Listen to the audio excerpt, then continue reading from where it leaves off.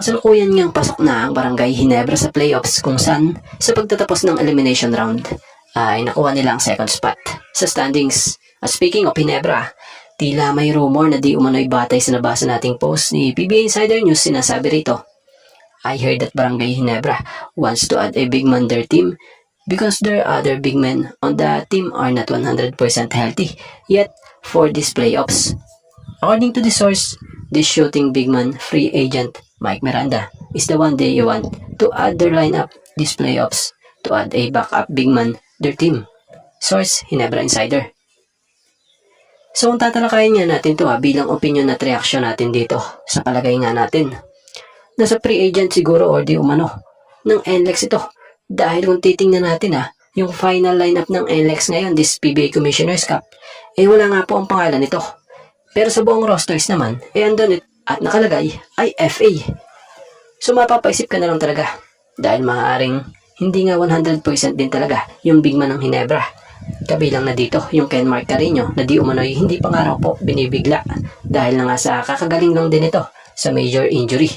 So iba din kasi ang laro pag playoffs ay talagang mas nagiging physical at dikdikan ng laban. So about kay Mike Miranda, bagamat 35-year-old ito at may taas na 6'6", andun pa nga rin po yung kanyang laro. May galaw ito at malakas sa ilalim. Napaka-physical din nitong big man. Bukod doon maaasahan din ito sa depensa. May ihalin tulad nga natin ang estilo ng paglalaro nito sa gaya ng Ginebra big man na si Norbert Torres. Dahil may outside shooting rin talaga ito. So nakakagulat lang din dahil yun nga sa nabasa natin gaya nito. Pero para sa opinion natin idagdag man ng Ginebra ang gaya nitong si Mike Miranda, okay na okay din naman. Pero kung hindi naman, okay din naman.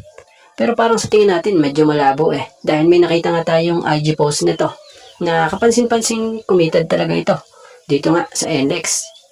So sa ngayon nililinaw lang po natin, nagbigay nga lamang po tayo ng kaunting reaksyon at opinion batay dito sa nabasa natin ito. Pero kayo, kung kayong tatanungin anong opinion nyo, bagay kaya yung gaya ni Mike Miranda sa Ginebra? So ngayong taon nga ay tuloy-tuloy ang patuloy na pagpaplano at paghahanda ng Gilas Pilipinas para palakasin at makasiguro yung papasok sa Gilas pool ay siguradong eligible. Kaya naman balita ay magkakaroon ng magkaibang pool sa World Cup qualifiers at Asian Games. So batay nga sa nabasa natin gaya sa tiebreaker times credit po batay sa pagkakaintindi natin, nilitaw nga po nitong si Coach Tim. Ito nga pong idinagdag sa Gilas pool na sila Justin Arana ng Converge at Mike Phillips ng team ng San Juan ay kinukonsidera sa Asian Games pool ng Gilas. So maganda nga rin talaga itong naisip nila Coach Tim dahil na nga sa ikasisigurado ng mga manlalaro. Aral na rin talaga yung nangyari last Asian Games. Dahil sa dinami-dami nga nang nakalagay noon sa Gilas pool for Asian Games, karamihan nga na nakasama doon, hindi eligible. Kaya kita nyo, yung naging pagbuo ng Gilas noon, nitong sila Coach Tim, kumbaga, last minute na sila nakabuo. Dahil nga sa hindi ganun kaganda yung ipinasang pool, or yung mga tao na nasa pool. Kung maaalala nyo nakat pa nga noon sila TR7, The Beast and Perkins, maging si Motaw Tua. Pero buti na lang nakagawa ng paraan itong sila Coach Tim dahil hindi raw kasama sa pool. Dahil ang ilang kabilang nga doon yung gaya nila Jordan Clarkson, RHJ, Andre Blatch, Remy Martin, Mikey Williams at maging etong araw si Onyeka Okongwu na isang Amerikano andon na malabo ngang sa panahong noon makapaglaro. Kaya plano nila Coach Tim ngayon gumawa ng mas maayos na pool for Asian Games. Kumbaga yung alam nilang eligible, kumbaga maaaring pagbatayan nila yung FIBA eligibility rules para sure na po pwede maglaro sa Asian Games.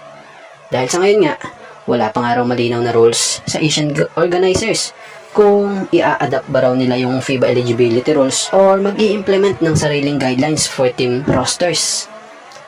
So maganda talaga itong plano nitong sila Coach Tim, at least matagal-tagal pa makakapag-prepare na. So bukod pa doon, yung Gilas pool ay hindi magugulo. So balita dito sa Asian Games ay 30 names ang planong ilagay sa Gilas pool. Kabilang na dyan at sure na nga itong gaya nila Justin Arana at Mike Phillips. So malinaw din na yung pool sa Gilas for World Cup qualifiers, inuulit natin ay nakabukod umano. So ano masasabi at opinion nyo sa pool na gagawin ng Gilas bilang paghahanda para sa mga paparating na tournament at qualifiers.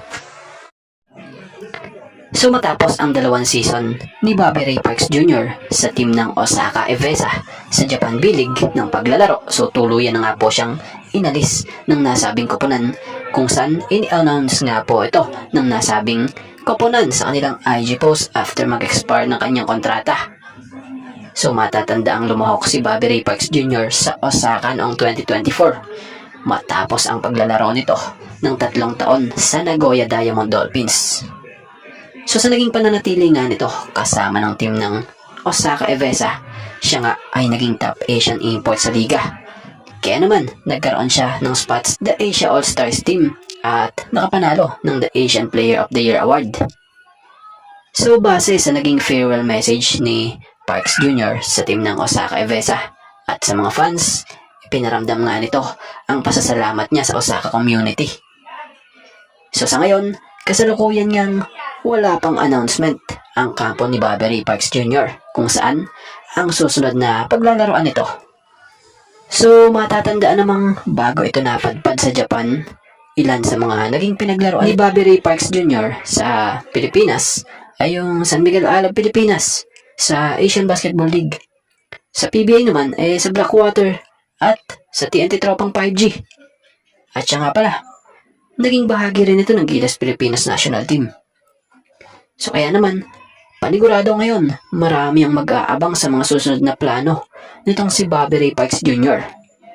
So ano opinion nyo? Sa tingin nyo ba, magbabalik PBA na siya? Or mananatili sa Japan B-League para sa ibang koponan? Or sa ibang liga, sa ibang bansa? So abangan natin ang mga susunod na magiging hakbang ni Bobby Ray Parks Jr. At bago nga ang lahat, baka naman po pwedeng makahingi ng isang subscription para sa ating channel or pakifollow na rin po kung nagustuhan nyo ang ating mga basketball update. At kung ito na may makakabigat para sa inyo, kahit isang like and share na lamang po. Maraming salamat po.